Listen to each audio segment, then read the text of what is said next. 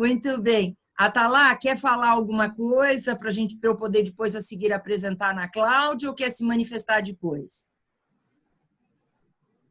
Não, eu não sei se vocês estão me ouvindo agora. Agora sim. Isso, eu queria dar um alô, um prazer revê-los a todos, professora Regina, doutora Ana Cláudia, doutor Ricardo, doutor André, Leslie, querido amigo, e tantos outros, doutora Verônica aqui, tantos outros amigos da DEFAS, o projeto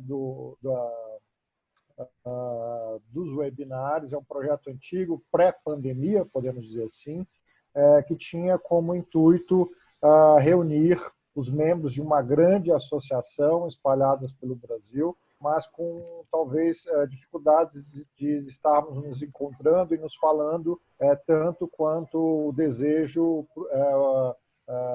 a gente tinha desejo e as possibilidades não eram tantas. Então, a gente começou isso antes da pandemia e com essas circunstâncias todas que nós vivemos, o projeto acabou tendo um grande impulso e é um prazer vê-los a todos aqui sob a batuta da nossa presidente Regina Beatriz, e eu estou muito feliz em poder ouvi-los hoje e poder ouvir um pouco a doutora Ana Cláudia também. Vamos ouvir muito a professora Ana Cláudia, a doutora Atalá, a professora Atalá, com muito gosto, né? Assim como a professora Adriana Davos Maluf, que agora já está aqui com o seu vídeo, depois da exposição da professora Ana Cláudia. Por favor, vai ter a palavra, Adriana, com muito gosto para nós, uma grande especialista também nessa área da bioética, ou, como eu prefiro, biodireito, né? Então, dentro disto, né, com todas as críticas que são feitas à expressão, né, biodireito, mas eu prefiro. Depois, gostaria de debater sobre a expressão bioética ou biodireito com a Ana Cláudia e com a Adriana, e com os outros que querem, obviamente, participar, os nossos ilustres participantes. Eu vejo aqui o doutor Eurico, que é o pai da Ana Cláudia, um grande magistrado em Pernambuco, desembargador, e que também está presente, nos honrando com a sua presença. Vejo aqui o Fabiano Rabaneda, que é nosso vice-presidente da DEFAS em Mato Grosso.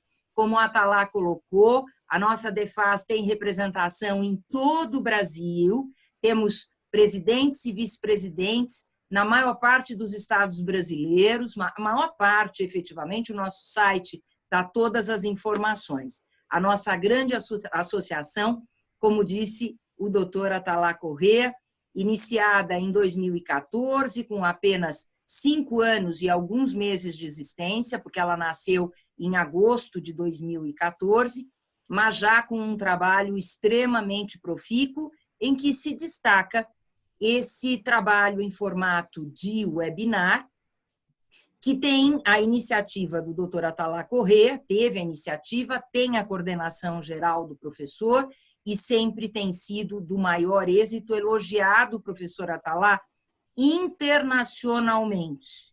Temos recebido muitos elogios de participantes, inclusive de outros países, além dos elogios dos nacionais, sempre em relação ao seu trabalho, professor.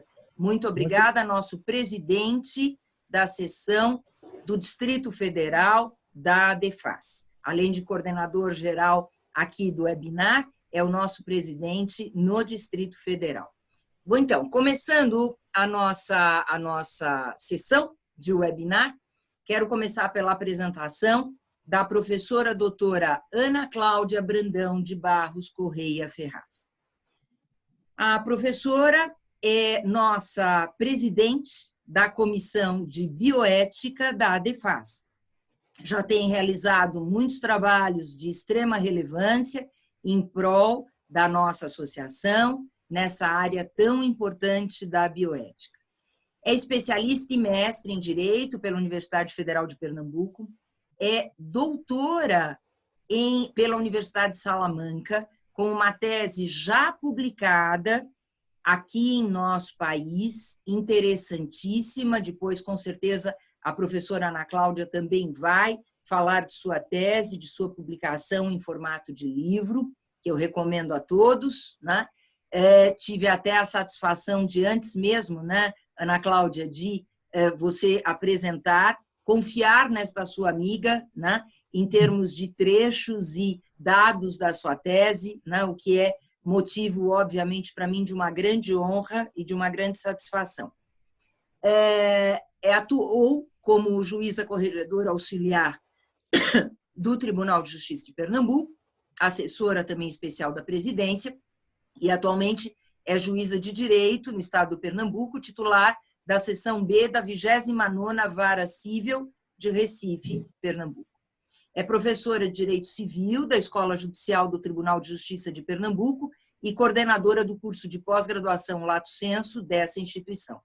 E também é coordenadora de divulgação científica e cultural do Centro de Estudos Judiciários do Tribunal de Justiça de Pernambuco. Como disse, presidente da Comissão de Bioética da ADEFAS, membro do Comitê de Bioética da Unesco, Instituto Real Hospital Português, também, autora de artigos e vários livros, né?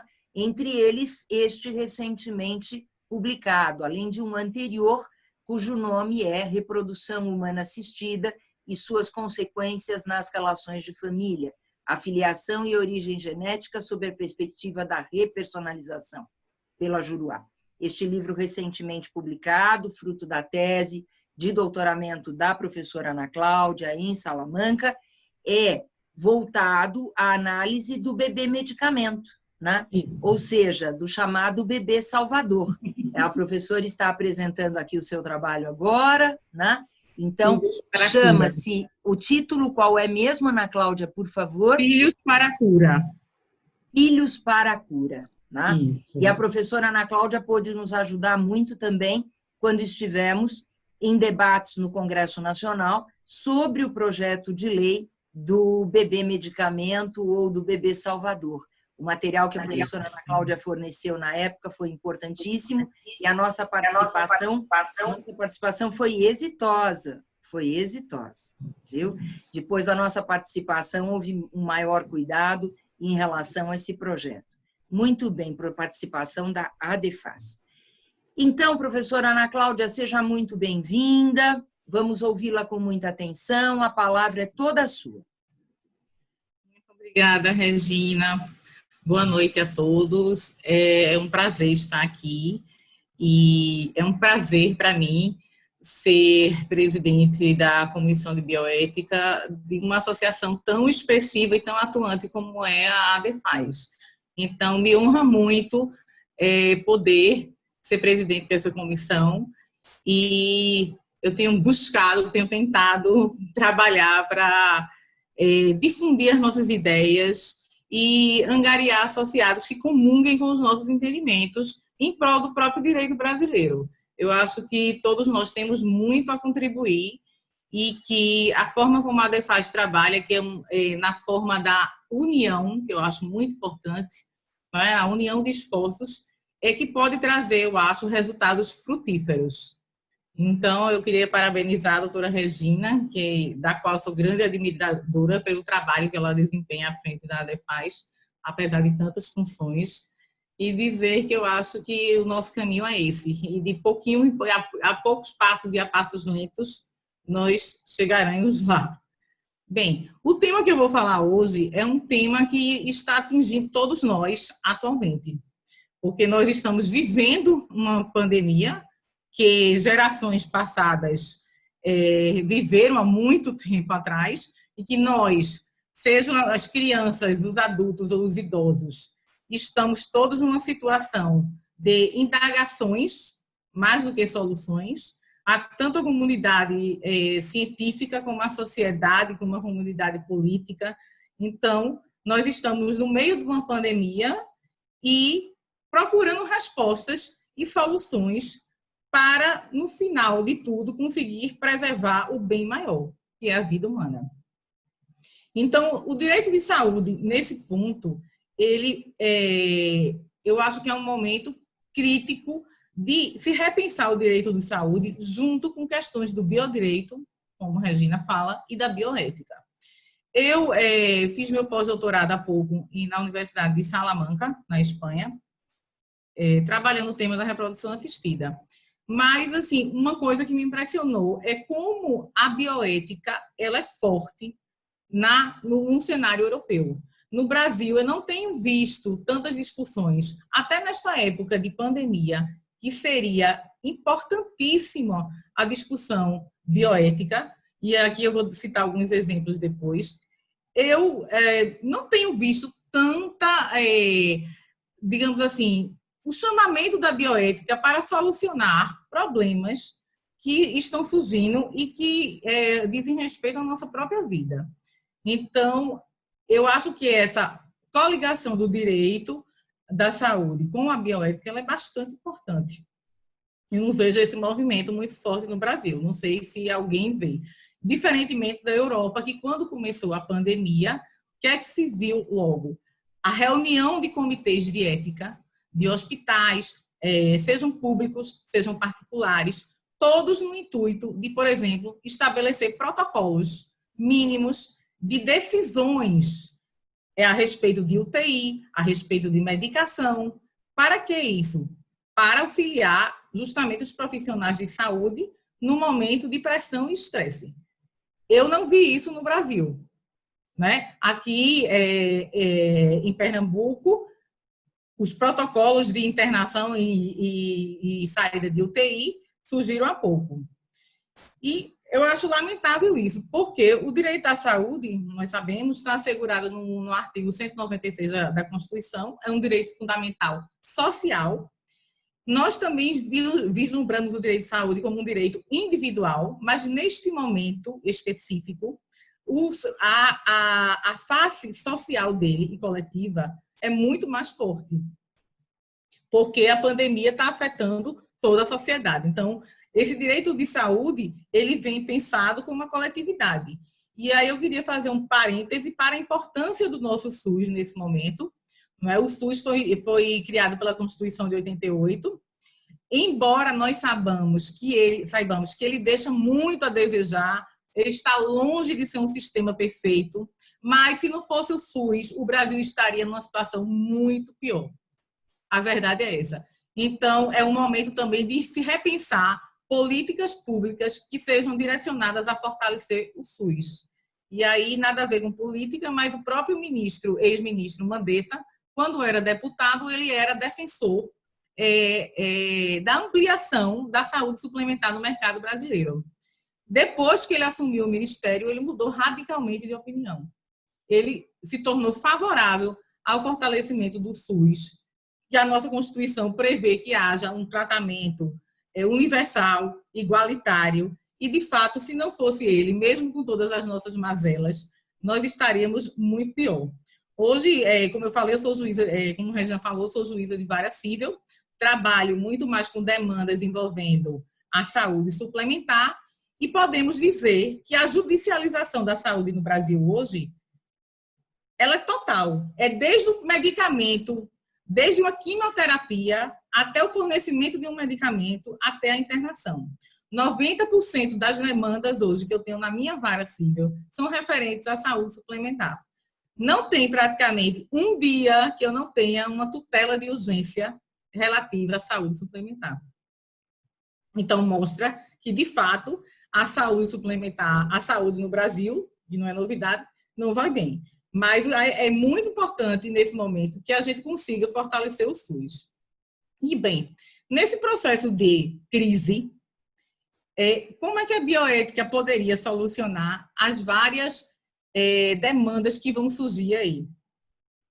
E aqui nós sabemos que, em relação ao direito de saúde, várias outras questões podem surgir aqui, que eu não vou tratar porque o tempo não dá, mas que também não são relativas à família. Por exemplo, a gente passa primeiro pela questão do tratamento, né? Tratamentos experimentais, tratamento off-label, os protocolos para testes de medicamentos em seres humanos. Tudo isso vem sendo flexibilizado em busca de um tratamento, de uma cura ou até mesmo de uma vacina. Então, essa discussão, hidroxicloroquina é experimental, é off-label, é fora da bula, pode usar, não pode usar, está autorizado ou não. já chegaram demandas judiciais de pacientes que a família pede para utilizar um medicamento. Né? Como é que fica essa situação? Essas tutelas devem ser deferidas contra a ciência ou não? Porque até a própria ciência não tem uma certeza absoluta sobre a utilização desses medicamentos para tratar a Covid. E, assim, são vários problemas. E aí, eu acho que faltou um pouco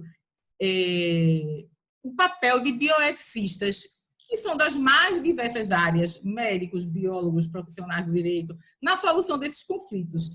E aí eu queria mostrar um pouco da questão dos como a gente pode, como esses conflitos entram, como esses princípios entram para solucionar esses conflitos.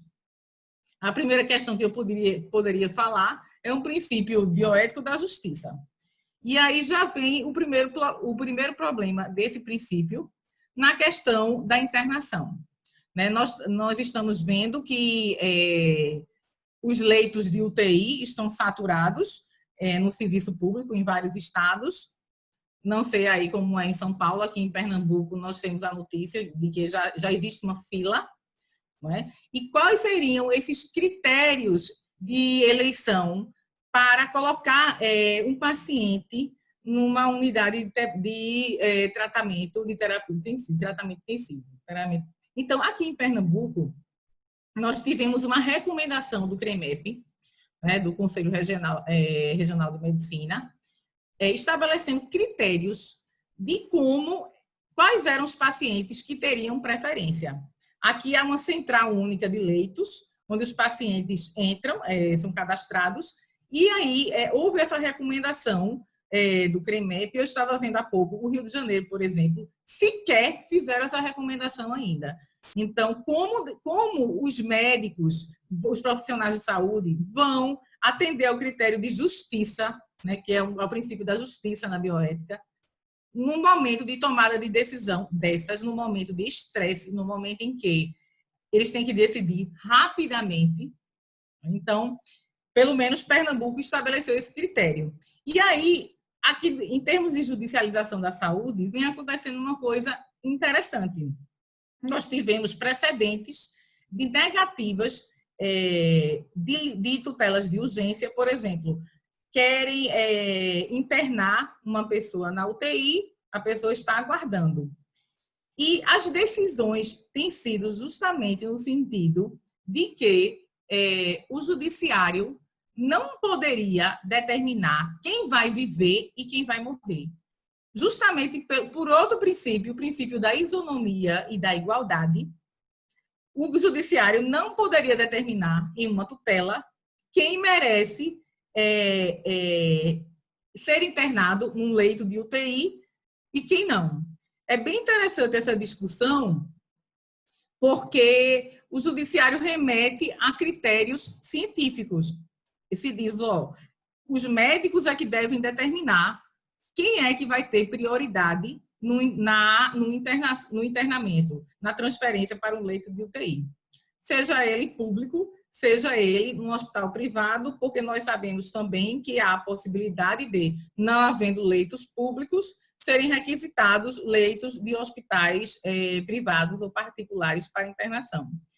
Essa decisão, em uma live que eu tive a oportunidade de participar, foi bem questionada, porque algumas pessoas achavam que o judiciário estava jogando tudo para a seara da ciência, para a seara técnica. Eu, pessoalmente, como magistrada, eu concordo, porque numa situação de crise, nós não estamos falando numa situação normal, nós estamos falando numa situação de crise. Então, como gerenciar essa crise com tutelas de urgência? O hospital vai, então, passar na frente daquelas pessoas que ingressaram com a demanda judicial e todas aquelas que ingressaram, qual será a ordem? Ele vai atender, ele vai analisar efetivamente cada caso do ponto de vista técnico ou ele vai cumprir a determinação judicial?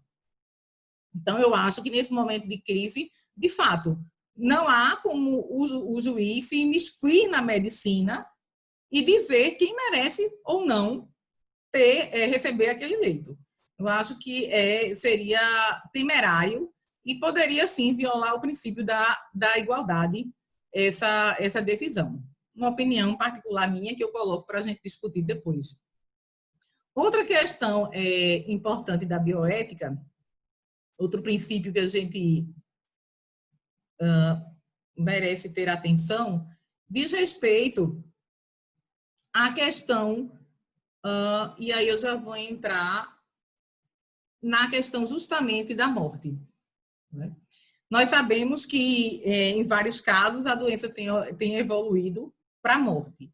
E aí nós passamos para a questão do direito à morte digna. Quando a Constituição fala de dignidade da pessoa humana, essa dignidade é desde o nascimento até a morte.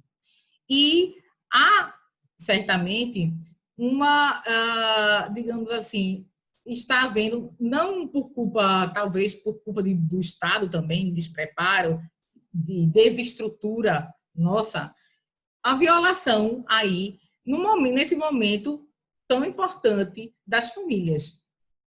Como é que as famílias vêm vivenciando essa questão? Nós temos visto, primeiramente, cenas que são chocantes, não é? Em Manaus, pessoas procurando corpos dos seus familiares. Quer dizer, todos os povos, normalmente, têm um ritual de sepultamento, de cremação, seja religioso ou não, um ritual para, justamente nesse momento final da vida, se despedir-se dos seus entes queridos. Porém, por conta da grande possibilidade de contaminação, essa possibilidade tem sido afastada dos familiares. Daí que muitos hospitais têm colocado apoios psicossociais para as famílias das pessoas vítimas de Covid, justamente no intuito de proteger aqueles membros da família nesse momento de tanta dor. Outra questão importante são as medidas que podem ser adotadas que vão violar aí o chamado, eu não vou dizer violar porque estamos vivendo num momento de calamidade, mas que vão minimizar, digamos assim, um princípio que ele é tão exaltado na bioética, principalmente no direito americano, que é o princípio da autonomia do paciente. E aí nós podemos discutir vários aspectos.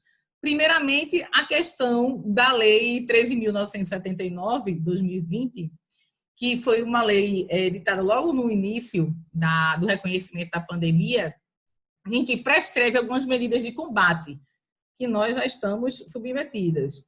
Isolamento, quarentena e tratamento compulsório. Então, esse tratamento compulsório é uma prova da restrição da autonomia do paciente. O paciente ele pode ser obrigado a fazer exames compulsoriamente. Ele pode ser obrigado a ser isolado. Ou seja, o princípio da autonomia da vontade do paciente ele está aí minimizado, logicamente, em prol da coletividade. Do ponto de vista da proteção da família, nós também tivemos aí nós temos aí várias propostas de lei. E até me surpreendeu a quantidade de propostas de lei que temos tramitando no Congresso. Até me parece até surreal. Porque eu, pessoalmente, eu acho que a pandemia ela é uma exceção. Nós temos Constituição, nós temos Código Civil, nós temos jurisprudência, eu acho que nós temos mecanismos de solução desses conflitos, sem que a gente necessite editar uma enxurrada de diplomas legais, que não necessariamente, primeiro, que vão ter vida curta, e segundo, que não necessariamente vão solucionar adequadamente esses conflitos, que têm várias peculiaridades e nuances. Eu acho que a situação ela é bem casuística. Então, você fazer um projeto de lei para propor, por exemplo, redução linear de aluguéis, redução linear de alimentos. Como? Nós já temos mecanismo. Por exemplo, alimentos, binômio, necessidade possibilidade. Isso é constantemente analisado pelo judiciário, né? Então, todas as pensões alimentícias vão ser reduzidas em tantos por cento. Cada caso é um caso. Todas as locações, todos os aluguéis podem ser reduzidos. Eu pessoalmente acho que está havendo uma enxurrada de diplomas legais, quando normalmente, repito, nós temos mecanismos para solucionar conflitos, né? Eu acho que onde o legislador deveria legislar, ele deixou de legislar. E agora vem surgindo uma série desses diplomas legais sobre a matéria. E aí eu vou citar aqui alguns. Nós temos, por exemplo... Eu saí da tela. Eu saí da tela? Não, a gente continua te vendo. Estão me vendo? Está na tela. Doutora Ana Cláudia, está na tela. Oi, só um minutinho. Ana Cláudia, você está na tela, você está querendo inserir material, é isto? Não, eu ia mostrar aqui uma lei, mas eu não estou conseguindo, não. Mas não tem problema, não. Pode clicar em compartilhar tela, share screen. Que aí compartilha a tela. Quem está falando é a professora Roberta Dremer, que é nossa presidente da ADEFAS no Rio Grande do Sul. Já encontrei aqui. Já aproveitei, Ana Cláudia, e já apresentei a Roberta aqui a todos, a quem não a conhece. Por favor. Roberta, que estava em Portugal conosco. Sim, claro, claro. Roberta. Sim. Então, voltando aqui, por exemplo, o projeto de lei, que eu acho que aqui, no caso, é o mais discutível de todos, e aí eu lembro que a professora Regina e o professor Venceslau fizeram um artigo muito bom sobre ele, é o 1627 de 2020, que estabelece um regime emergencial e transitório das relações familiares e sucessórias na pandemia. E estabelece uma série de regras, como eles mesmos afirmaram, sobre casamento no computativo, ou sobre a questão da sucessão, sobre a questão do testamento, regras que, na verdade, já estão no nosso Código Civil e que podem ser solucionadas também pelo judiciário caso a caso, né?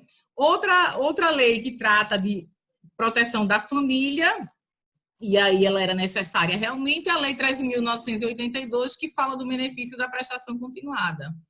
Aí essa lei é a famosa lei do auxílio, que o governo está dando a 2 membros de uma mesma família, a redação é essa, e também a mulher que seja provedora de família monoparental, ela tem direito a receber 2 cotas desse auxílio. Em seguida, esse auxílio foi estendido também para incluir os chamados pais solteiros, mães adolescentes, trabalhadores informais de baixa renda.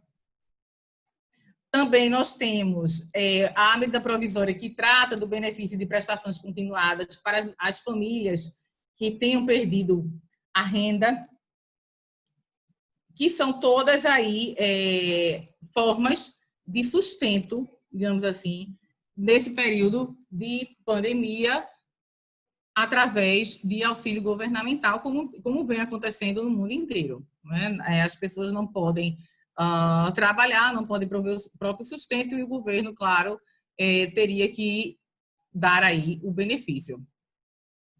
Voltando aqui à questão da família no momento da morte, tem um projeto de lei que, a meu ver, é bem interessante, que é o 2136 de 2020, são tantos que ele fala da questão da visita virtual por meio de videochamadas de familiares a pacientes internados em decorrência da Covid-19. Então, o interessante disso é justamente para romper, né, esse período de isolamento em que o paciente está hospitalizado, está isolado, está sem contato, e se infelizmente ele vier a falecer, ele vai estar todo esse período sem aquela possibilidade até de de ver o corpo, de, digamos assim, chorar os mortos. E isso é uma tentativa de amenizar essa impossibilidade de contato. Logicamente que isso aí é um projeto de lei, não é? Vai depender dos médicos também, dos médicos permitirem, da estrutura de cada hospital. Eu acho que é interessante porque permite quebrar um pouco essa questão do isolamento, que causa um estresse familiar tremendo nesse momento aí de morte. Outro desafio ético que a gente vê na questão da pandemia e nesse momento da morte eu não sei se Maria do Carmo está participando, ou algum médico, é a questão da importância dos cuidados paliativos. Oi, Maria, eu acho que você pode contribuir bastante. Regina Maria do Carmo, que é do Comitê de Ética do Hospital Português aqui em Recife. Está aí Maria à frente, doutora. à frente. Doutora Maria do Carmo, muito bem. O nosso convênio com a ADEFAS. Temos um convênio com o hospital, dirigido pela doutora Maria do Carmo, com muita honra para nós, doutora. É uma alegria participar. O tema é muito bom. Sim. Então, essa questão dos cuidados paliativos, eu tive a oportunidade de ler um artigo bem interessante na Itália, não sei se aconteceu isso aqui no Brasil, de poder fazer a retirada de um paciente de uma UTI, quando ele já estava realmente em estado terminal, e remover para o quarto, e aí sim entrar os cuidados paliativos para que ele justamente tivesse essa morte digna. E aí entra os médicos, o papel da família. Logicamente que na questão da Covid, os cuidados paliativos ficam um pouco prejudicados na questão do contato, por conta do contágio, não é? Mas que se falava da importância desse momento e da possibilidade de se fazer isso para que esse leito fosse desocupado e se pudesse tentar salvar outra vida. Eu, pessoalmente, aqui no Brasil, a gente fica sem saber a discussão aí de ortotanásia, de eutanásia, até que ponto o médico pode realmente fazer isso, não é? E a questão também da família, né, do consentimento da família aí. Também na questão das diretivas antecipadas, ou chamado do testamento vital. Muitas vezes esse testamento vital ele não vai poder ser cumprido no que diz respeito, por exemplo, a questões da morte, né? Há pessoas que dizem nas diretivas antecipadas que querem estar vestidas assim, ou assado. Então, assim, muitas vezes essa parte não vai poder ser cumprida nesses momentos de pandemia. Então, a questão da validade dessas diretivas antecipadas, ela também é uma questão aí que merece uma atenção. E, como eu falei, também o papel da família nesse momento de decisão das diretivas finais e dos cuidados paliativos em relação ao paciente. Outro projeto de lei que é também interessante diz respeito à indenização. Há um projeto de lei tramitando que diz que os herdeiros da pessoa falecida por falta de leitos da UTI durante a pandemia, desde qualquer que seja a causa do óbito, ainda que não seja por Covid-19, eles teriam uma indenização no valor de R$60 mil a cada membro da família. É o projeto de lei 2033 de 2020. E prevê também o pagamento de uma pensão por morte em face dos lucros cessantes, um valor mensal calculado pela média das 12 últimas remunerações mensais do falecido. Na verdade, aí uma tarifação do dano moral. O projeto de lei prevê R$60 mil. Eu, pessoalmente, também sou contra a questão da tarifação do dano moral, porque eu acho que, se nós temos critérios de fixação do valor da indenização, circunstâncias, capacidade econômica do ofendido, capacidade econômica do ofensor, a conduta que foi tomada, as circunstâncias do fato, tudo isso deve ser levado em consideração no momento de fixação da indenização. Por que tarifar? Porque todas as famílias, independentemente do tipo ou independentemente das circunstâncias, vão merecer o mesmo valor indenizatório. E interessante é que uma indenização por falta de leitos em UTI durante a pandemia, seja qual for o óbito. Engraçado que essa lei, ela fala como se isso não acontecesse antes.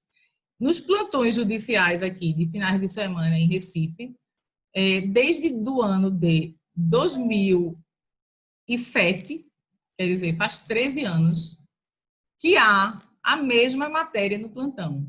Falta de leito no hospital público, pedindo tutelas de urgência para internar em hospitais privados. Então, 13 anos, e agora vem um projeto de lei para indenizar os óbitos por falta de UTI, independentemente da causa. E realmente me causa um pouco de surpresa. Mas está lá em tramitação. Isso que eu estou falando aqui são só projetos de lei. Nós temos a lei aqui, efetivamente lei, nós temos a questão do benefício, do auxílio, e também a questão das medidas de isolamento e de internamento obrigatório e confinamento. E o restante que eu falei, todos são projetos que estão tramitando, mas que a gente vê realmente uma intenção de querer tentar solucionar o problema, mas que, como eu falava no começo, talvez a gente não precise de tanto um esforço legislativo. Talvez nós tenhamos já mecanismos, tanto jurisprudenciais, como eu falava, doutrinários e legais já, para solucionar esse momento de exceção, né? Que eu espero, nós todos esperamos que seja um momento de exceção. E aí vem uma questão que eu queria pontuar, que é uma mudança, digamos assim, de paradigma, que eu acho que essa pandemia vem provocado, em relação a um olhar da família de acordo com um princípio da solidariedade e também da responsabilidade. A solidariedade é um princípio constitucional, nós sabemos. E do princípio da solidariedade decorre vários deveres jurídicos. Mas talvez ele tivesse um pouco, digamos assim, esquecido ou mitigado em razão de uma exacerbada autonomia e individualismo que a gente vem verificando na nossa sociedade. E aí eu costumo dizer, no campo do meu estudo, que é da reprodução humana assistida, como as pessoas dão valor digamos assim, ao seu desejo, à sua autonomia. E aí eu acho que essa pandemia está servindo para que surja um olhar para o outro, né? A família, ela tem que ter solidariedade. E a sociedade também como um todo. Então, nós vivemos um momento em que a nossa liberdade e a nossa autonomia está mitigada pela responsabilidade que nós temos perante o outro, de não contaminar ninguém. Então, eu não posso mais sair do jeito que eu quero e fazer o que eu quero, porque a minha conduta, a minha liberdade, a minha autonomia pode provocar dano à sociedade como um todo.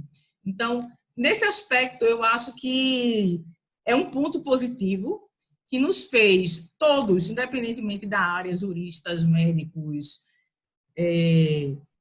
pessoas humanas, digamos assim, pensarmos no outro como realmente um indivíduo. E essa questão da solidariedade e da responsabilidade da família, ela também aí seria tópico, não dá para a gente falar, eu já vou concluir aqui, ela também se verifica em relação ao idoso, né? Eu não toquei muito nesse papel, nesse ponto, mas o idoso aí em posição de vulnerabilidade. E lembrando aqui que, como muitos defenderam, e daí a importância de a gente ter critérios nessa escolha de tratamento, critérios que não sejam discriminatórios e critérios que não sejam utilitaristas. Né? O perigo desses momentos de crise é justamente partir para esse tipo de critério utilitarista, porque considera que vamos salvar quem for mais útil. Então, esse critério, ele viola totalmente o princípio fundante da nossa Constituição e do nosso Estado, que é a proteção à dignidade da pessoa humana. Então, a questão da vulnerabilidade do idoso, nesse momento, é muito importante. E aí, repito, a gente tem que afastar o critério utilitarista. E essas recomendações dos conselhos de medicina, elas são importantíssimas por isso, porque elas realmente estabelecem critérios científicos que são internacionalmente adotados, e isso foi feito muito no início da pandemia pelos países europeus, por exemplo. Eu acho que aqui a gente tem um estado como o Rio de Janeiro, que ainda não foi estabelecido esse tipo de critério. Eu acho que é uma coisa gritante, né, e que viola completamente a isonomia e outros princípios da Constituição. De deixar nas mãos do médico e de um sistema de saúde que nós sabemos que está precário há muito tempo, essa tomada de decisão sobre a vida das pessoas no momento em que ele também está sob forte estresse e sob forte risco, como também a sua família. Não vou terminar a palavra à discussão e lembrar que Habermas, ele já falava no seu livro O Futuro da Natureza Humana, da necessidade do ser humano agir com precaução, responsabilidade e solidariedade. Então, eu acho que ele já vinha vendo isso, prevendo isso há muito tempo. Então, precaução, responsabilidade e solidariedade. Eu acho que só assim nós poderemos concretizar efetivamente a linha humanística que a bioética, digamos assim, praticamente aplicada em todos os países do mundo, pretende concretizar, né? A linha aí do humanismo. Obrigada, gente. Muito obrigada, professora Ana Cláudia, como sempre, trazendo os seus conhecimentos de uma maneira didática, clara, objetiva, e certamente teremos muitos debates aqui, sempre grandiosos. Quero antes cumprimentar o professor Carlos Alberto Davos Maluf, que está aqui presente, nosso conselheiro científico da ADEFAS. Já cumprimentei a professora Adriana Davos Maluf, também professora e na área do biodireito, também nossa associada, a professora Roberta Dremer, nossa presidente no Rio Grande do Sul, professor Venceslau Tavares, como sempre aqui, apoiando nas atividades da ADEFAS, um grande colaborador com a ADEFAS, nosso vice-presidente da seção de Pernambuco. Quero cumprimentar a professora Andréa Mello, nossa presidente da ADEFAS no Piauí. Quero cumprimentar também o professor Tiago Vargas, nosso presidente na seção do Espírito Santo. Como podem perceber, aqueles que ainda não são nossos associados, quando eu digo que a ADEFAS é grandiosa e está em todo o país, aqui temos uma amostra, né, relevante, né, de tudo isso que nós sempre comentamos a respeito da associação. E é tão grandiosa que no exterior já temos comissões, né, que representam a ADEFAS. Graças, professora Alicia, por estar outra vez conosco. Professora Alicia, que faz um trabalho de divulgação da nossa associação na Argentina, que apoia os nossos valores, que apoia os nossos princípios. Bem, temos aqui, então, vários participantes. Professor Valdir Grisar Filho, novamente conosco, um prazer recebê-lo. E se, porventura, esqueci de falar de alguém, não posso deixar de esquecer, e em nome dele cumprimento todos, mais uma vez, o doutor Eurico, nosso professor em Pernambuco e pai desta grande jurista, professora Ana Cláudia. Pois bem, Então, temos aqui, então, um tempo de debates bastante interessante. Quero começar abrindo a palavra para a professora Adriana Dabos Maluf. Professora Adriana Dabos Maluf, quer fazer algum comentário ou quer ser provocada no comentário? Estão me ouvindo, professora Regina? Perfeitamente. Em primeiro lugar, quero cumprimentar a palestrante, excelente exposição, muito clara, muito didática, e cujo conteúdo eu concordo em gênero, número e grau. A questão da falta de protocolos para internação, e já estamos aqui partindo em alguns estados, como o Rio de Janeiro, que os índices dos leitos já estão saturados. A professora tinha feito uma pergunta como estava em São Paulo. Hoje eu vi que 86% dos nossos leitos já estão tomados. O próximo passo vai ser como na Itália, os médicos terem que decidir quem eles vão entubar, quem eles vão dar o leito de UTI e qual é o momento que vão ser transferidos, de fato, os pacientes da UTI para o quarto, para semi-intensivo. Hoje eu vi também um outro assunto que me arrepiou. Uma pessoa foi enterrada viva, retiraram do quarto da UTI, na verdade do leito, para rapidamente colocar uma outra pessoa. Quer dizer, cadê o papel dos bioeticistas? Aí, ela levantou muito bem a questão da necessidade da interferência dos bioeticistas para a realização de protocolos para que a gente possa atuar melhor no ambiente hospitalar. É isso mesmo. Pois é. E dentre todos esses problemas e todas essas dificuldades em matéria de saúde e de leitos que existe no nosso país, né? Eu havia conversado com a professora Ana Cláudia antes, professora Adriana, sobre alguns outros aspectos que também são muito interessantes a todos nós, como, por exemplo, a existência do testamento vital. Sim. Nós sabemos que há testamentos vitais, e na sua maior parte, sabemos, são para abreviar, né, os momentos de necessidade de aparelhos, enfim, buscar ali uma forma mais abreviada em relação ao sofrimento do paciente fadado ao falecimento.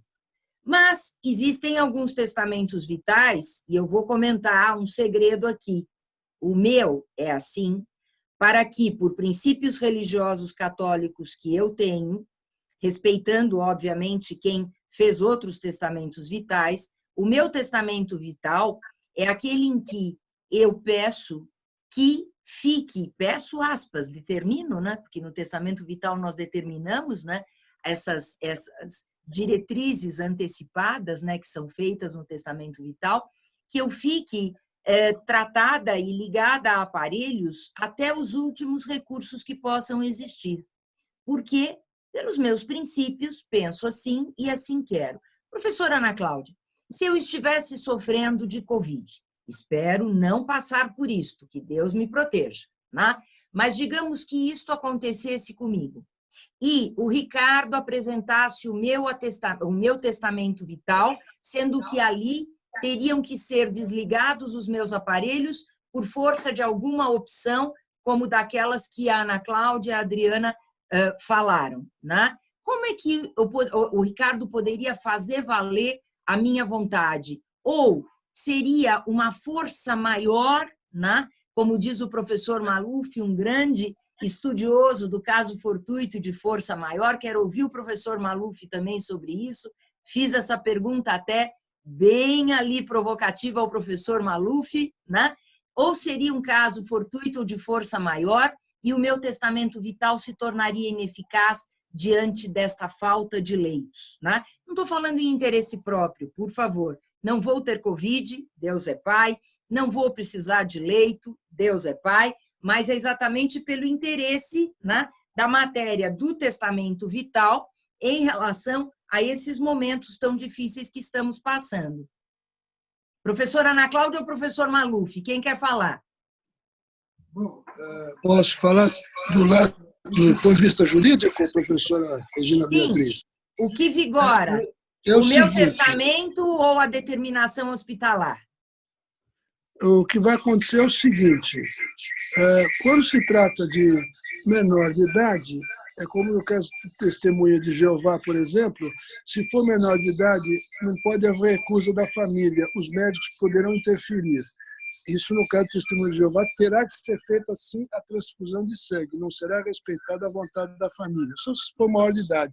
No Mas seu eu não caso, sou menor de idade. não Eu é não menor sou de menor idade, de mas eu idade. tenho que fazer um paralelo, porque o caso fortuito, professor e todos os demais colegas, o que se caracteriza o caso fortuito não é a imprevisibilidade do evento, é a inevitabilidade. E não há o que fazer.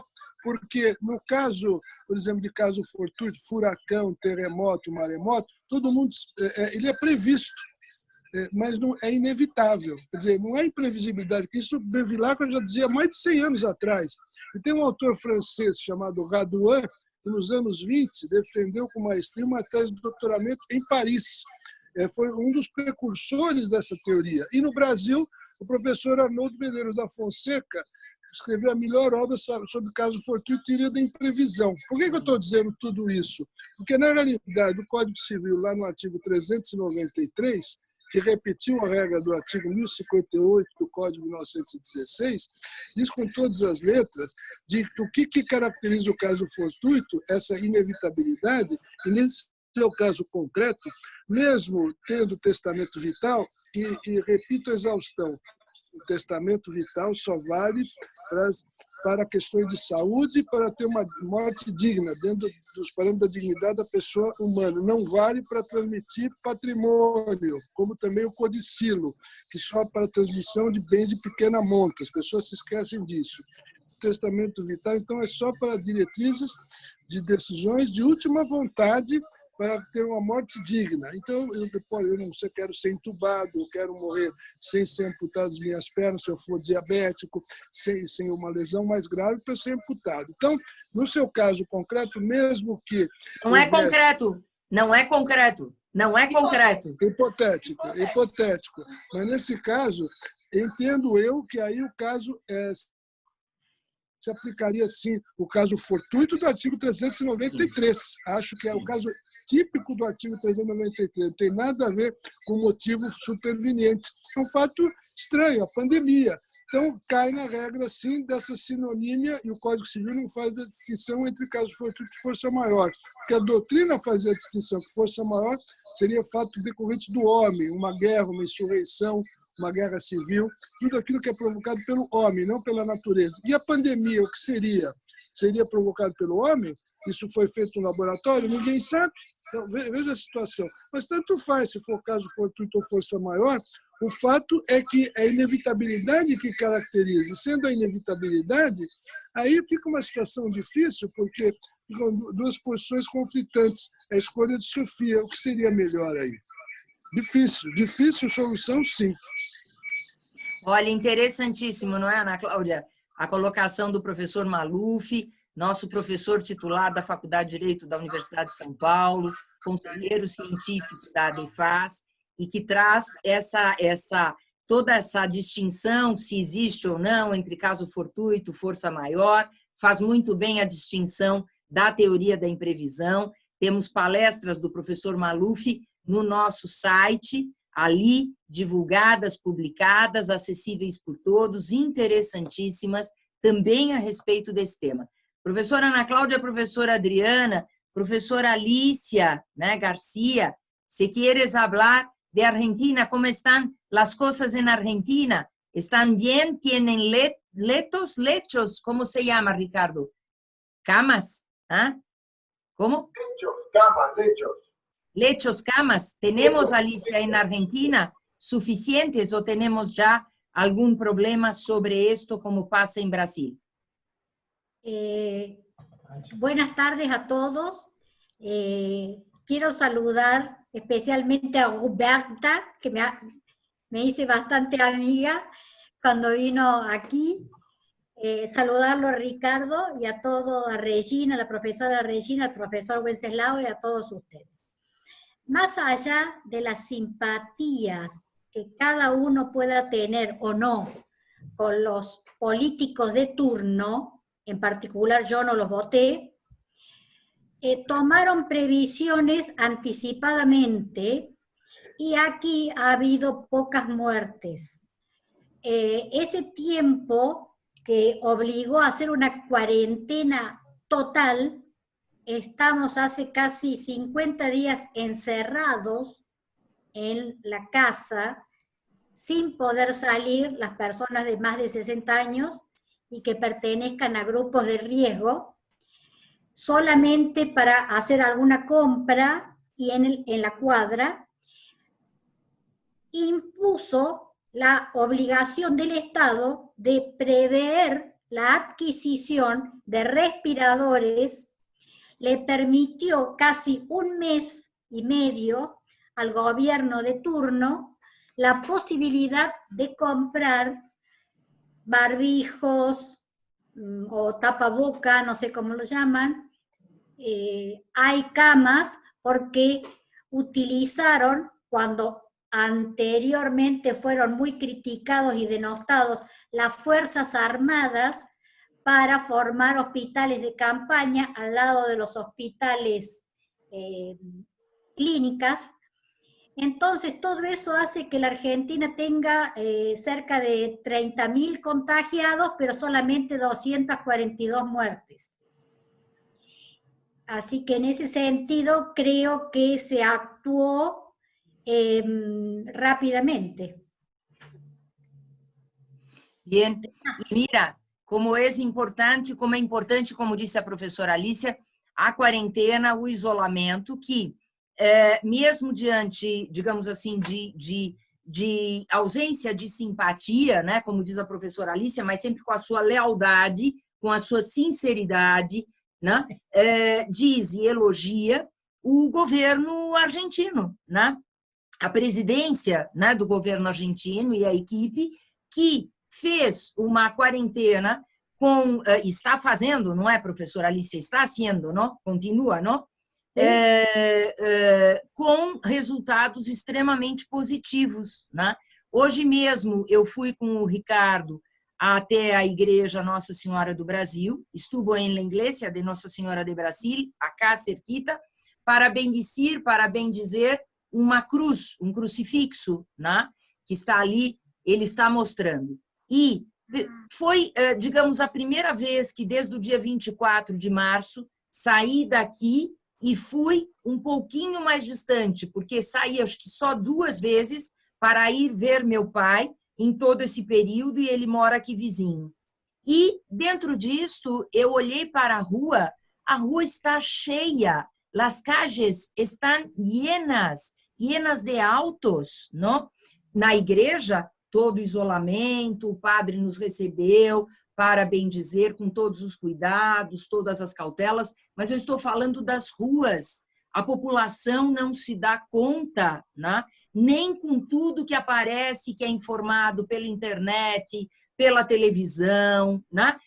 Não é possível, pelos jornais, não é possível, não é acreditável, né, o que acontece no nosso país. E, professora Alicia, se não há governo forte nem nestas horas, né?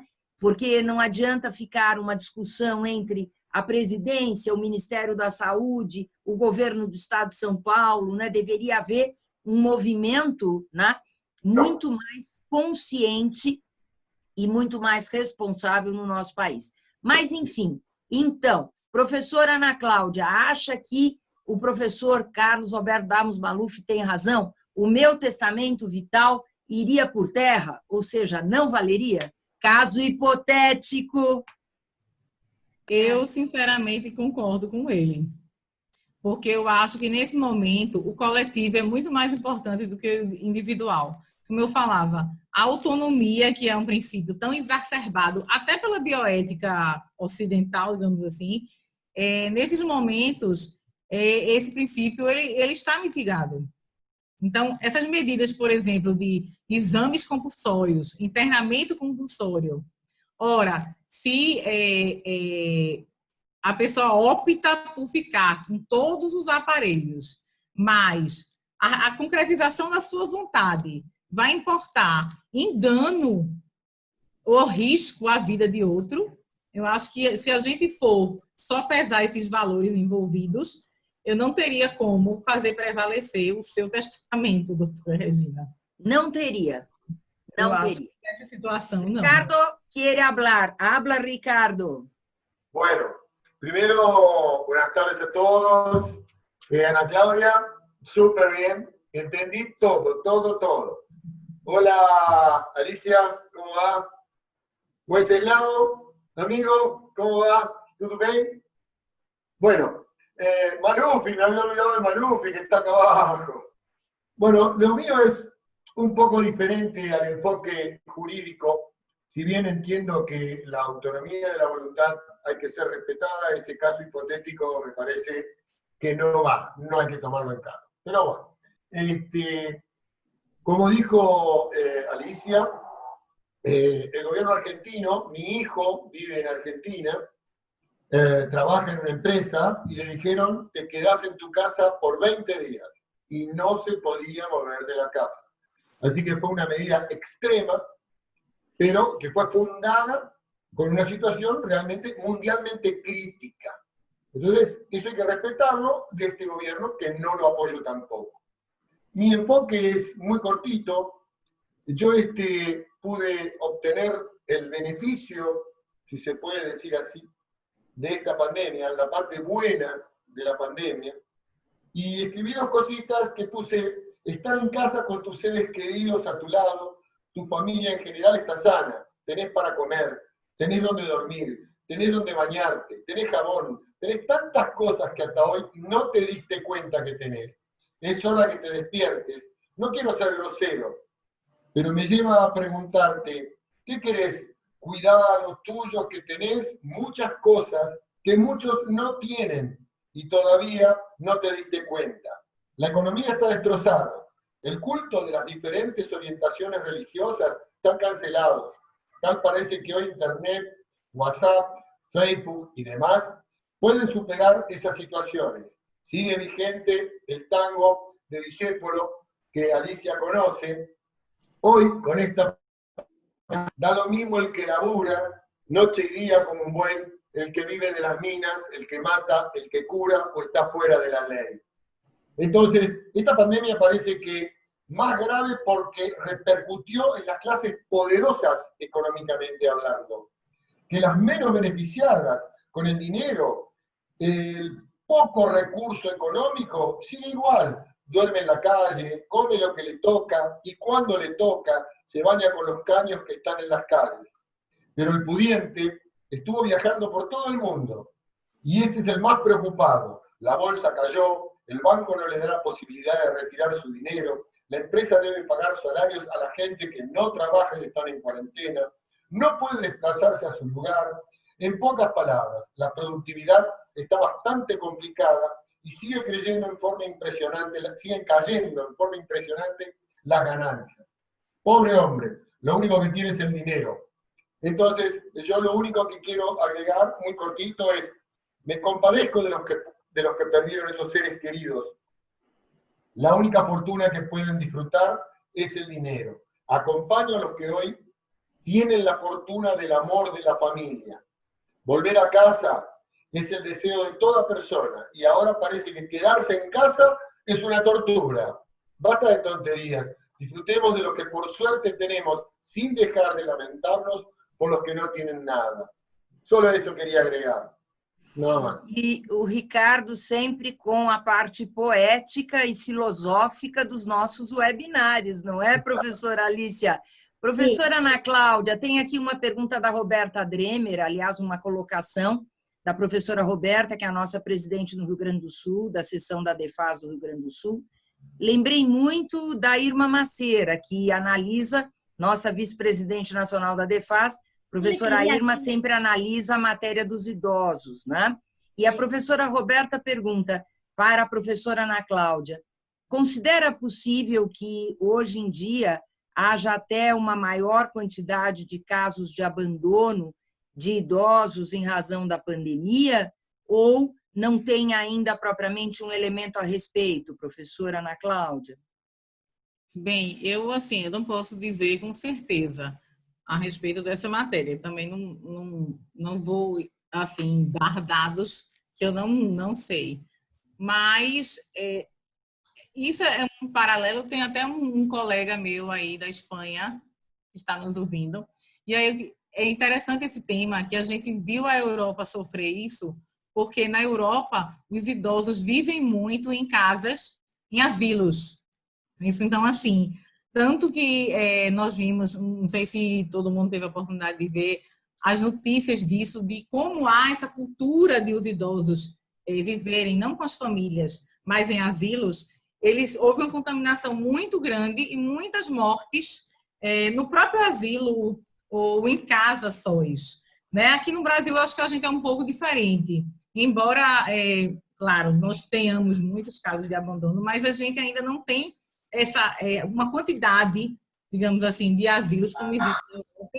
E essa tradição, digamos assim, eu acho que até cultural, dessa transferência de idosos para esse tipo de estabelecimento. Estatisticamente, eu não sei dizer. O que eu tenho escutado nas relações familiares é um aumento, e aí é outro tópico, da questão da violência doméstica.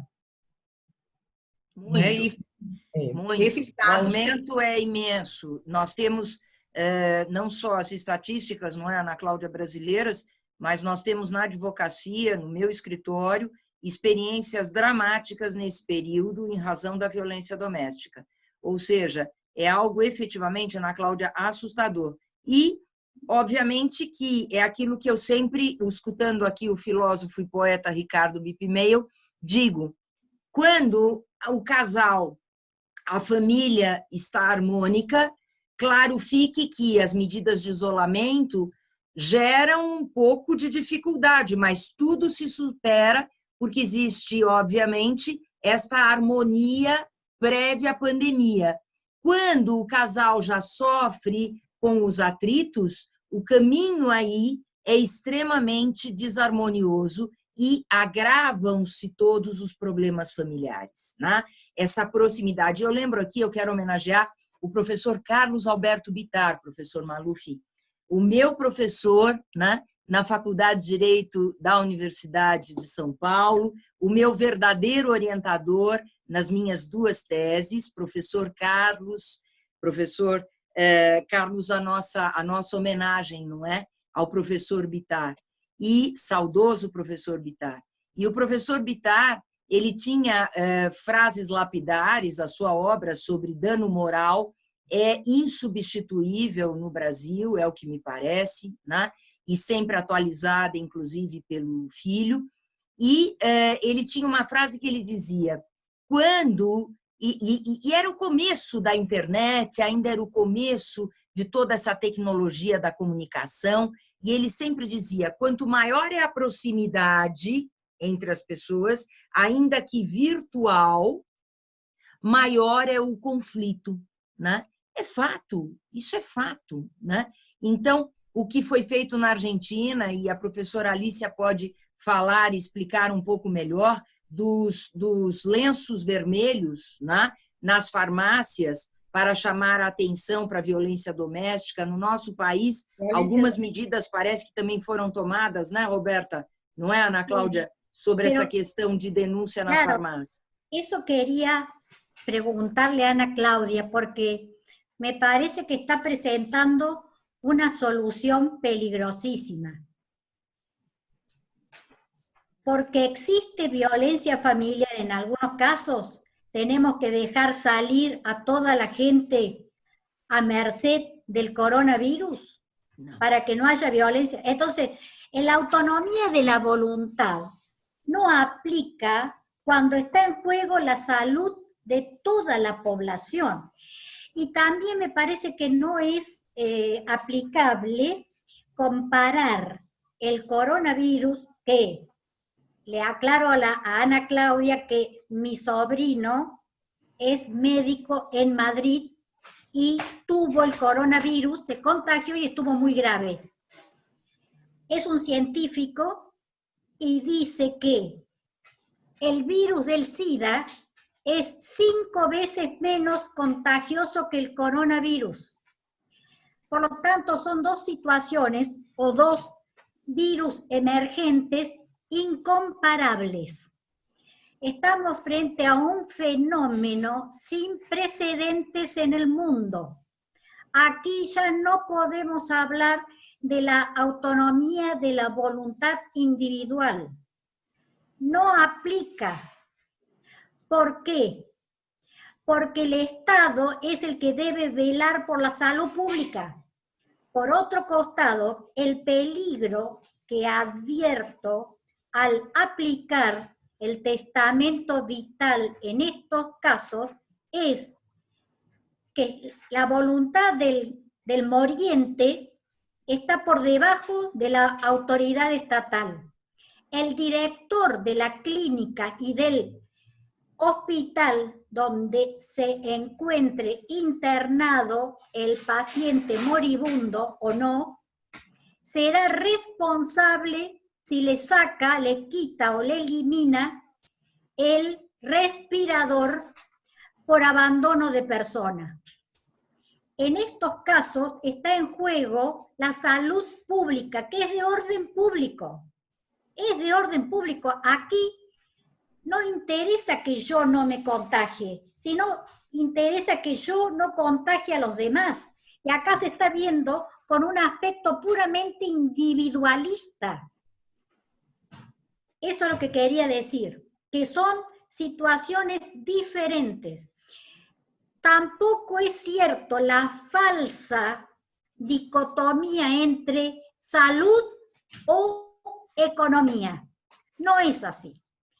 Porque es cierto que la cuarentena está afectando, la pandemia está afectando gravemente la economía argentina, gravemente, pero se está buscando una salida progresiva. De no tomar estas medidas, no tendría sentido la economía, porque no habría a quien aplicar esa ciencia. Claro, claro. Muito bem, professora Alicia. E eu vejo aqui, Ana Cláudia, que o Tiago Vargas, que é o nosso presidente, e no Espírito Santo, ele comenta no chat, aqui na cidade onde moro, Vila Velha, a praia está cheia e o calçadão parece época de verão. Também a Érica, no Amazonas, Érica Ferraz, seja bem-vinda, Érica. No Amazonas, as ruas estão lotadas, né? E a Solange faz um comentário aqui a respeito daquele assunto de que falávamos antes, professora Ana Cláudia, que ela pensa que há de se levar em conta várias circunstâncias, né, na opção, além da idade, o estado geral de saúde do paciente, enfim, é algo efetivamente, Solange, muito, muito complexo, como bem apontou a professora Ana Cláudia, né? Muito bem, Ana Cláudia. Érica, desembargadora federal do Tribunal Regional Eleitoral, advogada também, e Solange, procuradora do Estado aqui de Pernambuco. Muito bem, bem-vindas, bem-vindas. Esperamos vocês na DEFAS. Doutora Maria do Carmo, a senhora que é exatamente da área da saúde, não quer dar uma palavrinha? A senhora que trabalha exatamente com tudo isto de mais difícil, né, nesta época de pandemia pelo coronavírus, por favor, tenha a palavra, doutora Maria do Carmo. Muito obrigada, é um prazer participar. Essas reuniões em que envolvem diversos saberes, elas sempre acrescentam muito e uma oportunidade de aprender e de crescer. Esta pandemia, ela nos confronta efetivamente entre o indivíduo e a sociedade como um todo. Não seria tão crítico se nesse confronto, digamos assim, não houvesse uma falta de recursos para todos. Então, acho que essa circunstância é uma circunstância que traz imensa dor e que nos põe bem no terreno da bioética. Nós, nos hospitais, como gestores, temos a obrigação de, anualmente ou bianualmente, nos prepararmos para catástrofes. Por quê? Porque essas circunstâncias, elas são de grande impacto e extremamente complexas. Elas precisam de um treinamento, precisam que algumas decisões prévias e alguns fluxos sejam desenhados, para que haja um bom desempenho. Na questão do Covid, a gente vê o quanto os cuidados intensivos, para aqueles que têm a possibilidade de se beneficiar com eles, porque nem todos se beneficiam. Se eu não vou sair, se eu não tenho possibilidade de sair de uma UTI, eu provavelmente vou estar vivendo um período de grande desconforto, de dor, de mal-estar. Mas aqui nós nos encontramos com uma falta de recursos grandes. A gente tem falado muito de respiradores. Eu vou falar dos profissionais que operam os respiradores. Me parece que hoje no Brasil, assim como em todo o mundo civil, não é num dia, não é por haver um respirador que esse instrumento pode ser utilizado. A tomada de decisão, o intubar, o acompanhar essa ventilação, o progredir e, se possível, retirar essa ventilação mecânica, é um processo dentro da medicina dos mais complexos. Tanto que a gente tem os intensivistas hoje e tem os anestesistas para justamente garantir essa função. Nós vivemos num sistema em que a saúde pública vem se fragilizando, em que efetivamente não estamos habituados a ter normas a seguir. Então, a questão, por exemplo, do confinamento, a gente observa em outros países que são mais recrados, ou pelo menos gostam mais de seguir normas, há uma aderência maior. Mas no sistema de saúde, nós precisamos de toda uma cadeia. Não existe cuidado de saúde com um médico só, com um farmacêutico, com um respirador, com um soro, com um antibiótico. É preciso que esse sistema seja montado com tempo e seja testado, porque se ele não estiver funcionando bem, ele pode ser mais causa de prejuízo do que de benefício. Então, essas são ponderações, são vivências que nós vivemos hoje muito. O outro ponto que eu queria trazer para a discussão é que o grupo da saúde, ele é um grupo de risco e que ele adoece. O Covid-19, ele tem uma característica interessante. 80% evolui bem, né?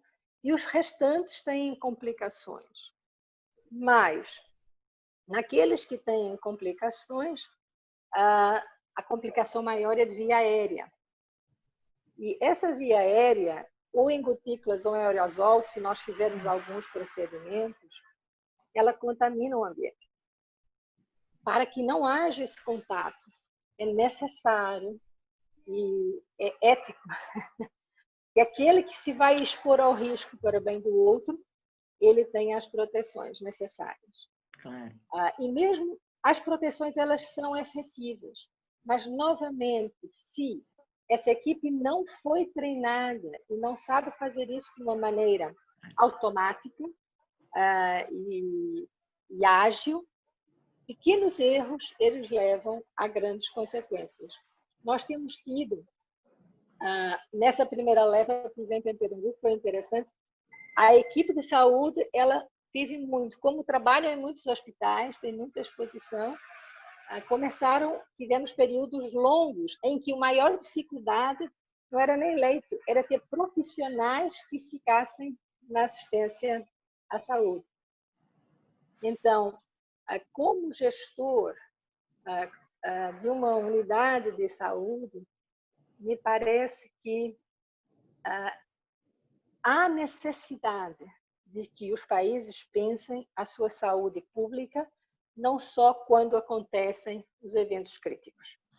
Porque... Olha, doutora Maria do Carmo, exatamente as suas palavras eu estou vendo aqui, não poderia deixar de citar a doutora Denise Pericini, que esteve conosco até há pouco, ela tinha um outro webinar, um outro compromisso, ela é psicóloga, portanto, também, né, de algum modo, da área da saúde, e trabalha como perita em processos que exige, obviamente, a presença do expert na psicologia. E ela disse o seguinte no chat: o SUS foi sucateado nos sucessivos governos, e agora as autoridades ficam exigindo excelência dos profissionais e hospitais sem terem oferecido os recursos durante anos. É exatamente isso, não é, doutora? É verdade, doutora Regina. Nós encontramos um sistema frágil para enfrentar um problema muito crítico. Então, acho que é uma excelente oportunidade de nós pensarmos que o que aconteceu hoje pode acontecer novamente. O Covid em si, ele veio para ficar. Não é uma epidemia só. Ele é uma epidemia porque nós agora não temos imunidade. A população mundial não tinha nenhum anticorpo contra. Vai chegar a uma situação de equilíbrio, mas vai continuar aí. E nós temos a influenza, que conosco coincidiu com essa epidemia, coincidindo em quadros respiratórios também. Então, há todo hoje um conhecimento estruturado que, para nós médicos, é muito bom compartilhar com os operantes do direito, porque nós vínhamos de uma situação em que o individual tinha prevalência sobre tudo, e inclusive levando à falência do sistema público. Nós, quantas vezes um paciente gasta as verbas da Secretaria de Saúde do município ou do estado? E como isso passa não só pela área da saúde, mas pela área do direito, quando existem dúvidas e conflitos, é importante que esses temas sejam trabalhados, esses pontos sejam pesados, para que quando surgirem as complicações, e elas surgem, a gente possa atender. Mas eu quero agradecer muito. Eu também tenho uma segunda reunião agora, mas fiquei muito contente de participar.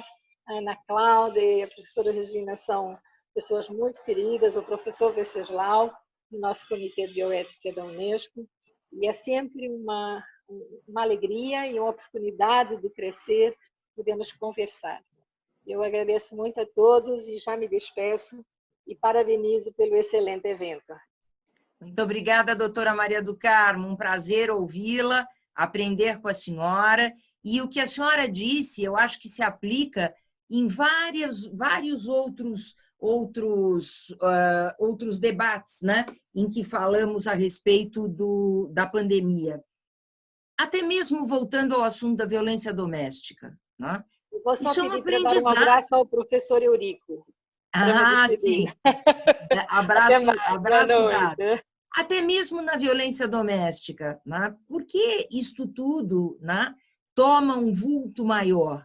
Por falta de educação, desde a escola básica, que homem não pode agredir mulher, que mulher também não pode agredir homem, porque não adianta dizer que mulher é sempre boazinha, que não é, né? Às vezes é ela que provoca a agressividade, sabemos disso, doutor Venceslau dá risada, mas ele sabe que eu tenho razão, né, professor? Doutor Eurico, não é para rir, né? É para chorar, né, doutor? Porque sempre o homem é violento, sempre o homem é violento? É, na maior parte dos casos é. Mas muitas mulheres provocam os homens também para a violência. E daí, na hora da força, obviamente que a força masculina é maior e machuca. Mas, de qualquer maneira, né, vejam, educação básica, as pessoas têm que se tratar com dignidade, com solidariedade, com respeito, né? E nós não vemos isso na escola. Não adianta querer ir depois curar a consequência. A violência doméstica é uma consequência, a causa está lá atrás, a causa reside muito antes, não é? Então, tudo isso eu acho que vai ser para nós um grande aprendizado, né? Eu acho que vai ser um aprendizado em muitas áreas. Eu espero que o nosso país, né? Claro que todos os outros países, mas que no nosso país, em que nós temos tantas mazelas, tantos problemas, eu sei que a professora Alicia também sempre fala da Argentina, né, que também tem tantos problemas, né, que nosotros, los hermanos argentinos y brasileños, puedan sempre estar lembrando, recordando de lo que passou, quando passar a pandemia, e possamos aí efetivamente nos aprimorarmos individualmente e coletivamente, né? Quem mais quer falar sobre o tema? Professor Maluf, por favor, a palavra é sua. Microfone. Está me ouvindo, Regina? Não. Agora sim, perfeitamente. Então, professora Regina, já que a senhora falou no saudoso professor Carlos Alberto Bittar, que foi meu colega de departamento por mais de 20 anos e morreu jovem, com apenas 58 anos, e todos aprendemos com ele. Mas eu queria lembrar que ele se destacou muito nessa questão do dano moral, mas antes do professor Bittar, o precursor de tudo isso, o professor Agostinho Alvim, da PUC, quando escreveu sobre a inexecução das obrigações e suas consequências, em 1949, quando ele falava que o dano moral tinha que ter caráter patrimonial, e era muito difícil aquilatar o dano moral, como tinha que ser patrimonial, tinha que dar um valor. E aí, em 1955, o professor Wilson Melo da Silva escreveu uma obra primorosa sobre o dano moral e sua reparação, o precursor de tudo isso. Depois veio Antônio Chaves, Carlos Alberto Bittar e agora Cláudio Luiz Bueno de Godoy, que está se destacando também nessa questão do... E Vossa Senhoria também, que tem escrito muito sobre responsabilidade civil nas relações familiares. Então, professora Regina, aqui fica esse meu registro muito importante. Mas, professora Regina, escutei atentamente o que todas falaram, queria chamar a atenção de como a saúde pública no Brasil está quebrada, isso devemos também a essa corrupção endêmica, e é um crime, não é de lesa pátria a corrupção, é um crime de lesa humanidade, porque a corrupção, sendo endêmica, olha o estrago que ela faz, ela mata muito mais que um bandido com um revólver que pode matar 6 pessoas, a corrupção mata milhares de pessoas, porque agora está essa opção dos médicos, na opção difícil de tirar o respirador de uma pessoa para dar para outra pessoa. Escolha, difícil escolha. Então, é como dizia o saudoso escritor Nelson Rodrigues, não o grande Silvio Rodrigues, que na realidade, quem viver, verá. É isso, professora Regina, que eu queria dizer a Vossa Senhoria. E parabéns pelo evento. Professor Maluf, sempre suas palavras são aulas, né? Aulas para todos nós. E eu vejo e repito aqui a presença do professor Valdir Grisar, gostaria muito que, num determinado momento, ele não é a primeira vez que ele participa, que ele estivesse aqui em vídeo e em voz conosco. Tenho uma admiração muito grande pelo professor Valdir Grisar Filho, o grande defensor da guarda compartilhada, o professor que efetivamente introduziu todos esses conceitos tão importantes, muito antes de debates doutrinários, de jurisprudência, enfim, o nosso precursor em defesa da guarda compartilhada. Professor Valdir, se quiser falar, por favor, sempre muito bem-vindo. Doutor Eurico, por favor, represente sua filha, fale no lugar dela. Está liberado? Está liberado o som, está sim. Está sim. Tá. Eu só tinha que dizer, parabenizar você, viu, Regina, e dizer o seguinte, que vocês atuem na audiência pública, não deixem de participar, de comparecer e participar da audiência pública sobre os normativos que deverão, não é, ser elaborados, ser aprovados nessa audiência pública e orientar os doutrinadores, os juristas, realmente com a capacidade que vocês têm, né, a especialização que vocês têm sobre essa matéria, que é importante, porque o Brasil está muito carente, como diz a Ana Cláudia, não tem quase legislação sobre isso. Então, estamos naquele tempo que se julgava por resoluções. Resoluções valia tanto quanto as leis, está lembrado, né? Entendeu? Então, não podemos ficar isso órfão de uma legislação que possa nos dirigir melhor, com direito positivo, mas sobre essa questão. E é importante que você, Regina, encabece esse movimento, e Ana Cláudia também, e congregue aí esse pessoal operoso, preocupado com esse ramo do direito, para realmente o Brasil evoluir e poder ter um direito realmente efetivo.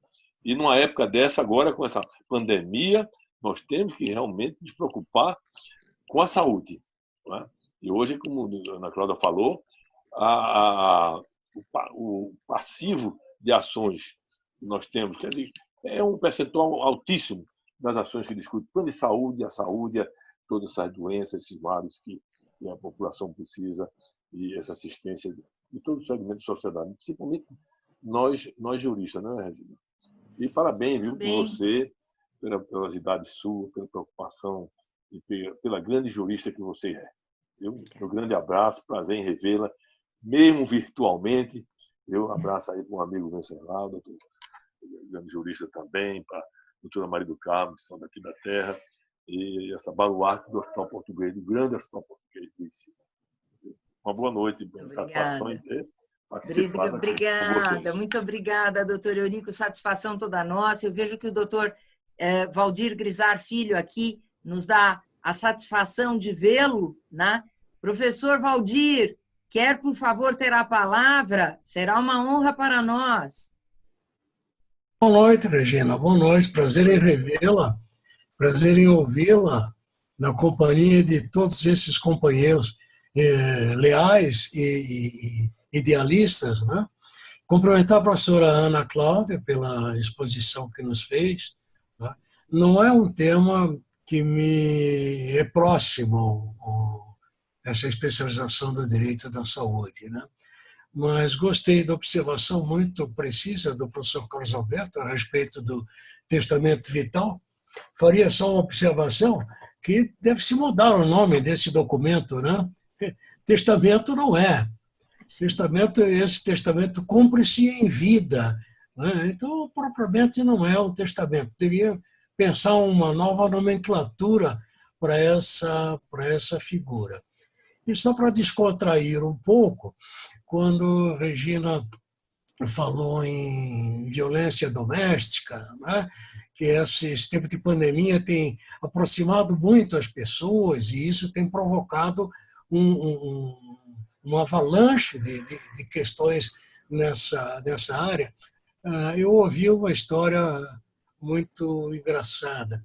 Perguntaram a um sujeito, uma pessoa que já estava casado há 30 anos, um executivo muito agitado, muita viagem, muita reunião, e perguntaram para ele, como é que você está fazendo agora isolado em casa? Olha, foi muito bom esse isolamento.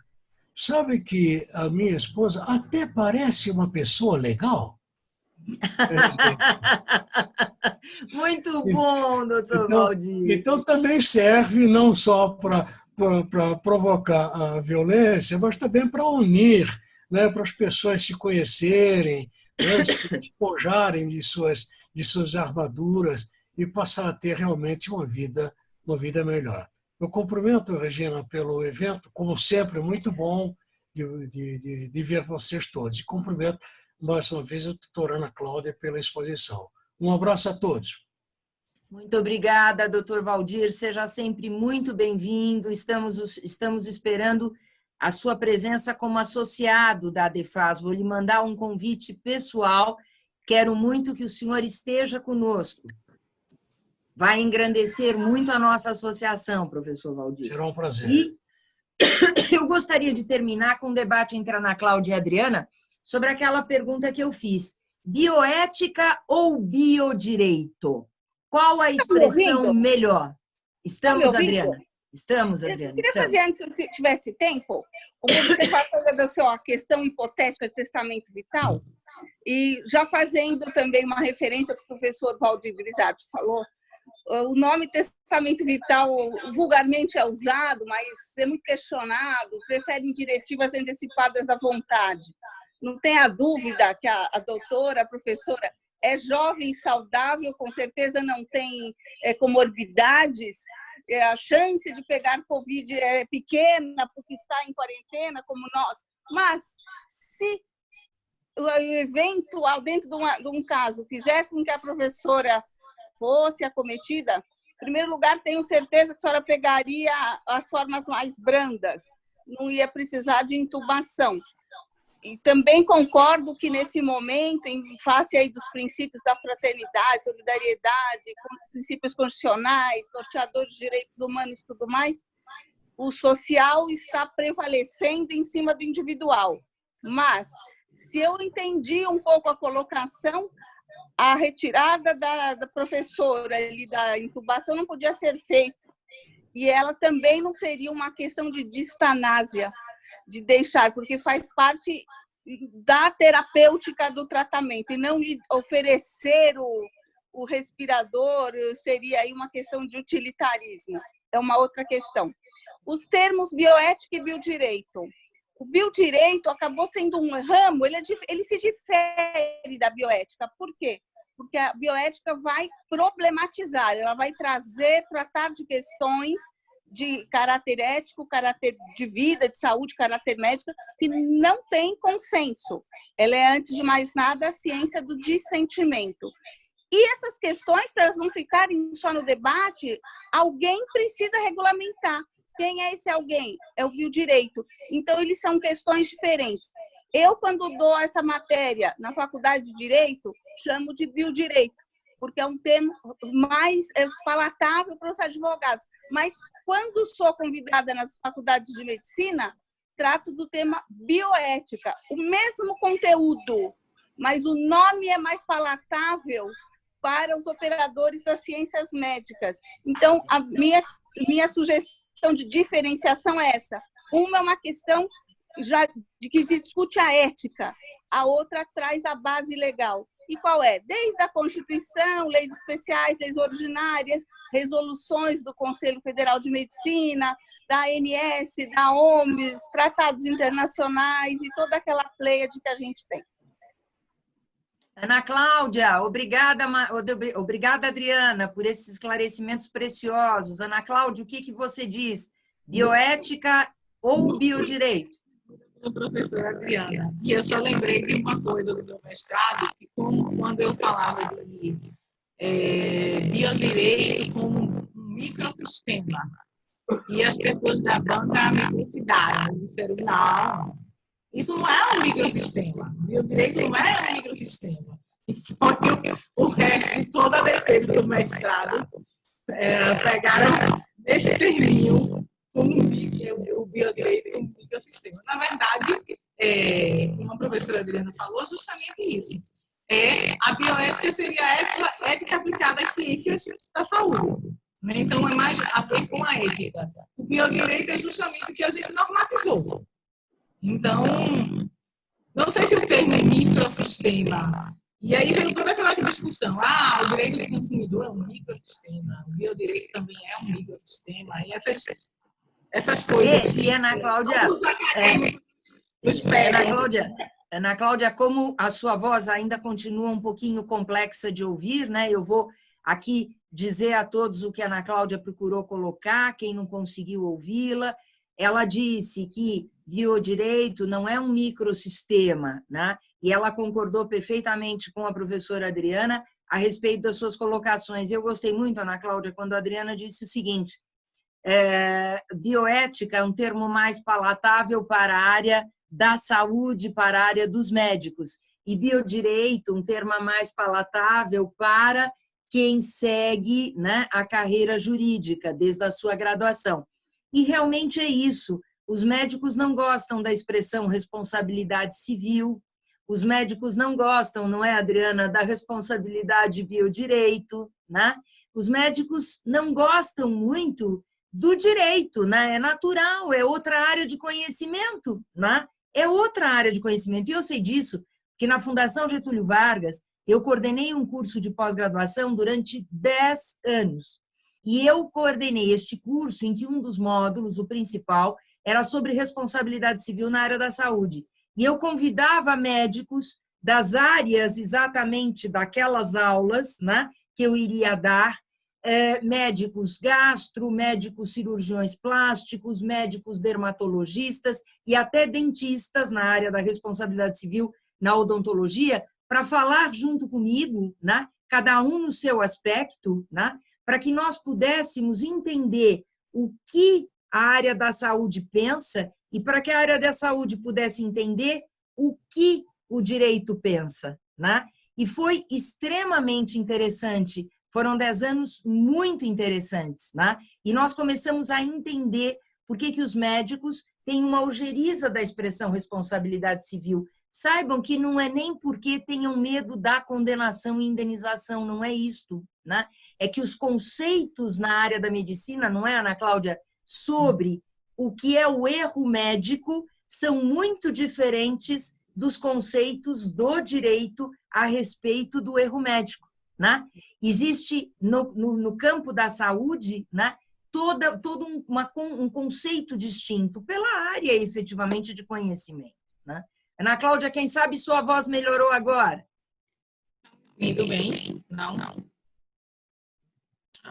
Que pena. Ana Cláudia, olhe, não importa, porque o que importa foi, o importante foi a sua exposição brilhante, a sua participação sempre voltada, né, ao melhor trabalho. Professora Ana Cláudia, que já esteve conosco em Portugal, no Minho, no nosso último congresso da ADEFAS, realizado lá, último e, obviamente, sempre penúltimo, porque teremos um próximo já previsto em dezembro. Deus leve essa pandemia embora por inúmeras razões, inclusive em razão do nosso futuro congresso a ser realizado em Portugal, mais uma vez em dezembro. E, repito, contando com a presença de todos, professor Tiago, que também esteve conosco em Portugal, né? Agora teremos ainda outras tantas presenças, a professora Roberta, tantas outras presenças relevantes, né? Então, dentro disto, eu quero agradecer muito, muito, e mais uma vez a Ana Cláudia. Quero que ela não se aborreça com a questão da voz. Eu já passei por isso no webinar que eu apresentava, eu mesma, né? Então, essas coisas acontecem, mas a sua voz foi extremamente audível durante a sua brilhante apresentação. E quero agradecer mais uma vez esses ricos debates, professora Adriana, que participe aí junto com a professora Ana Cláudia, da nossa comissão de bioética, né? E de biodireito, né? Vamos chamá-la assim. O que vocês acham, né?